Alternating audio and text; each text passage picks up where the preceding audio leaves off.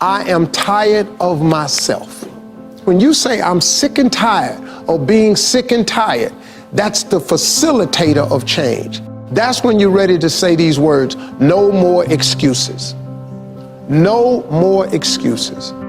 I've never met a person who was not successful that didn't have a great amount of self-discipline within their life. Self-discipline and being able to perform and being able to keep your life on schedule and being able to keep commitments and promises and meet deadlines is essential to success. None of us can afford to have a life that is controlled by someone else or a life that is basically controlled by our emotions. I learned many years ago that there are two kinds of people. There's the type of person who says, I'm going to wait till I feel like it before I do it. And then there's a person who says, I've got to do it so that I feel like it. One will never get anything done because they're still waiting to feel the moment to move. And the other person says, no, I need to move, and then I will begin to feel the moment. Sonia, self-discipline is essential in your life and in my life if we're going to get things done. So I have a challenge for every one of you this weekend. The challenge is simple. As you go through your weekend, and sometimes it's kind of hopefully an easier time of your week, ask yourself, am I practicing self-discipline in my life? Am I doing the things that I should do because I need to do them, or am I kind of waiting to feel the moment? If you don't know this quote, live by it. One can have no smaller or greater mastery than mastery over oneself. That's Da Vinci. Da Vinci did amazing things with his life. I wanted to do equally amazing things with mine. And if that's the game that we're playing, if I can construct my belief system, if I can choose at any moment to believe something that's more empowering than I was believing the moment before, and that will actually find its way into my actions, allow me to do things that I couldn't do the moment before, then it's like that moment in The Matrix where Neo realizes he knows Kung Fu. And that's like, as funny as that is, that's how I think about life. To me, the very fundamental purpose of life is to find out how many skills I can acquire that have utility, and then put that utility to the test in service of something greater than myself. Stop comparing yourself to others. So the first thing you do is stop focusing on other people. Instead, focus on being the best version of you that you can.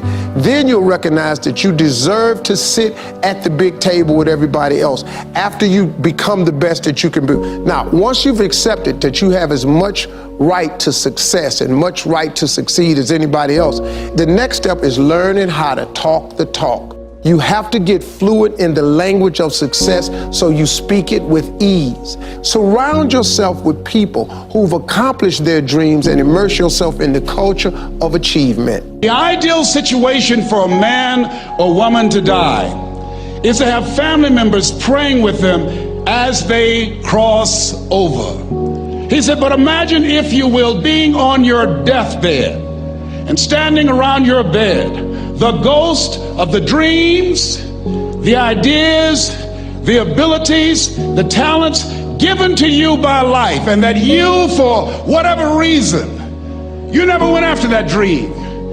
You never acted on those ideas. You never used those talents. You never used those gifts. And there they are standing around your bed looking at you with large angry eyes saying, we came to you and only you could have given us life. And now we must die with you forever. And the question is, if you died today, what dreams, what ideas, what talents, what books, what music, what leadership, what voice will die with you? Miles Monroe, great orator and speaker, said the wealthiest place on the planet, it's not in the Far East where there's oil in the ground. It's not in South Africa where there are diamond mines. He said the wealthiest place on the planet is the cemetery. Because there you'll find greatness that we've never seen. There you'll find talent and genius and potential never actualized. Perhaps that's why Henry David Thoreau wrote the words, "Oh God, to reach the point of death, only to realize that you've never lived." Maybe that's why some unknown writer wrote the words, "What if you live your whole life only to discover that it was wrong? That it was wrong. That you were chosen to do something else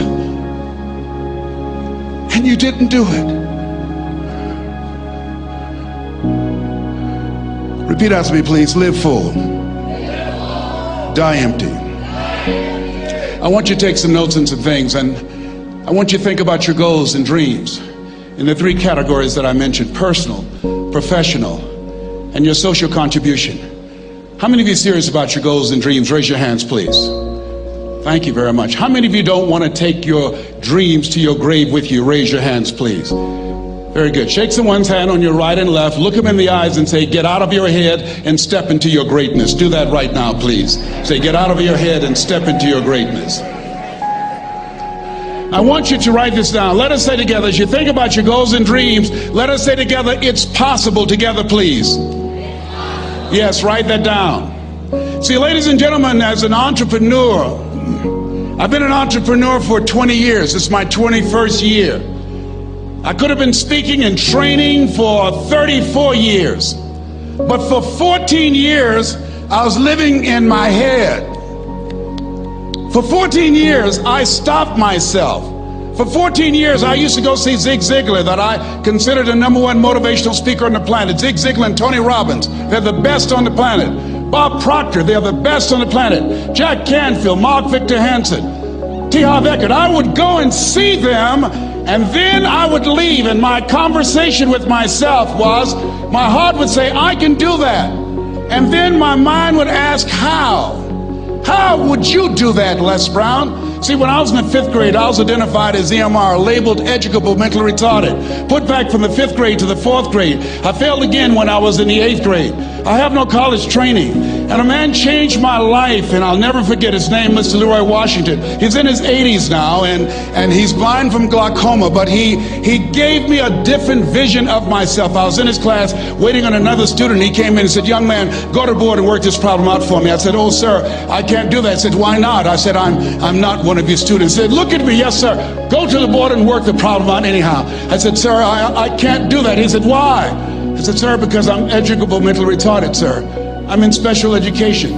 And the students started laughing. They said, "That's Leslie. That's not Wesley. He's DT. Wesley is the smart twin." He said, "What does DT stand for?" I said, I'm the dumb twin, sir." And as the students laughed at me, he came from behind his desk, he looked at me and he said, "Don't you ever say that again. Someone's opinion of you does not have to become your reality."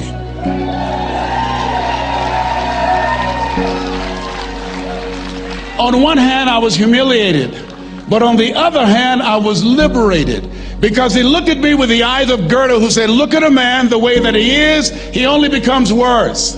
But look at him as if he were what he could be, then he becomes what he should be."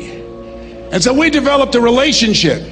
And one of the things that I can just tell you as you think about your goals and dreams, all of us can say in a spirit of integrity that it's possible. That if anybody at any point in time lived their dream, then it's possible that I can live mine.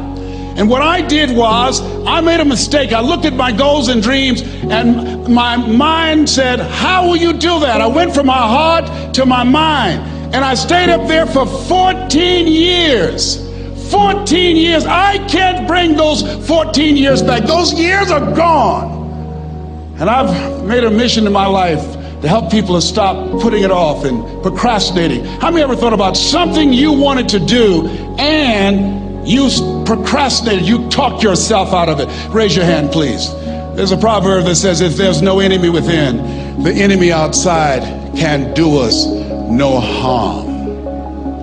And so, as you look at your goals and dreams, every day we must convince ourselves, we must sell ourselves on that it's possible. Every seminar, every workshop, every book that I've ever read, every speaker that I've ever heard, it interrupted what I was believing about myself. Everything that you do, everything matters.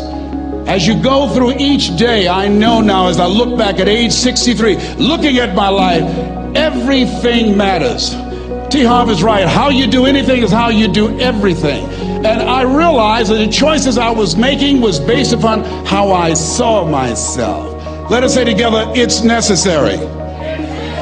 Write that down. It's necessary as you look at your goals and your dreams, it's necessary that you have a strategy and a game plan to change the story that you believe about yourself. And that's an ongoing process. I've discovered, and many people have, that what we do, what we accomplish, what we produce is a result of the story we believe about ourselves. My favorite book says, "Be ye not conformed to this world, be ye transformed by the renewing of your mind." And so as I began to work on myself, I realized that I'm getting out of one story and stepping into another story. As I become aware of some things, there's still some things I'm not aware of. So I'm still growing, I'm still developing. I'm like the lady who said, "Lord, I ain't what I want to be, ain't what I'm going to be, but thank God I sure ain't what I was." But I realized that you have to work on yourself on a regular basis, and write this down, for mental mindset. For mental mindset and stamina. Because things are going to happen to you. I believe that the reason that most people go to their graves with their talents and abilities and skills in them is because of the fact, number one, many are like me. They didn't know that they didn't know and thought they knew. I thought I knew myself, and I really didn't know myself as well as I thought. I've discovered that sometimes people can take you to a place within yourself that you can't go by yourself. The other reason is I was afraid. I never worked for a major corporation. I wanted to speak for corporations.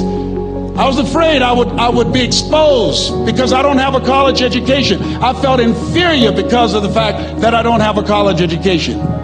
I allowed that level of fear of failure to stop me. And because I never had any experience in it, I assumed that I could not do it. I was paralyzing myself by believing and assuming the limited part of myself as opposed to believing that I had something special. You have something special. There's something you want to do. Because you don't know how to do it doesn't mean that you can't learn. I like something that I heard. You don't have to be great to get started, but you have to get started to be great. Repeat after me, please. Leap and grow your wings on the way down.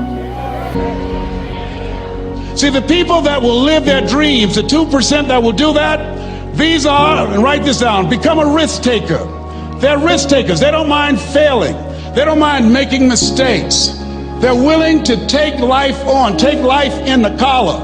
This, God said, if you're not willing to risk, you cannot grow. And if you cannot grow, you cannot become your best. And if you cannot become your best, you can't be happy. And if you can't be happy, then what else is there? I like what Helen Keller said. She said, life is short and unpredictable. Eat the dessert first.